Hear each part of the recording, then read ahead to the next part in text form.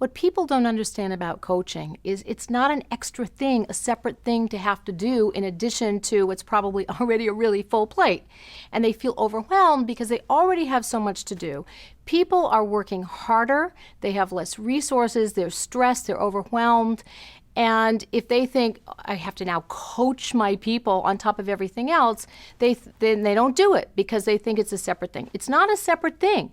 If you're managing your people correctly, coaching is a natural part of your one-on-one meetings. So that really leads me into the one-on-one meeting thing, because a lot of people don't take the time to have a face-to-face one-on-one meeting. And if it's a virtual team, you do it over the phone, but you have at least 30 minutes or 20 minutes a week with each direct report. It's really important. And in those meetings, that's where you do your coaching.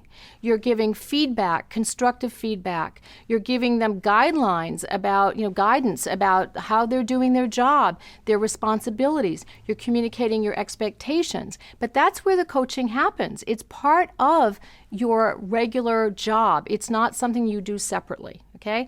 And coaching means giving support, giving feedback. It's allowing people to learn, to grow, to understand what they're doing well, and to deliver what I call constructive feedback. And if you ever call it negative feedback, I suggest striking that from your vocabulary. Replace negative feedback with the word constructive. If I said to you, I'm going to give you some negative feedback, immediately it puts you on the defense. It's like, okay, I'm going to get slammed. But if you say, I've got some constructive feedback that I think might be helpful, and you give them that feedback. As you're coaching, ask questions. Have you thought about such and such? Or help me understand why you made this choice, which might be the best thing, but I'm a little perplexed. Ask questions and give concrete feedback. Don't just be global and say, you really need to be more detailed. You say, in this part of the report, I think if you put some quantifiers, some numbers, some statistics, that would be really helpful. How about statistics about the number of people that are repeat clients? Put that in there. That'll be more compelling. Give them specific information.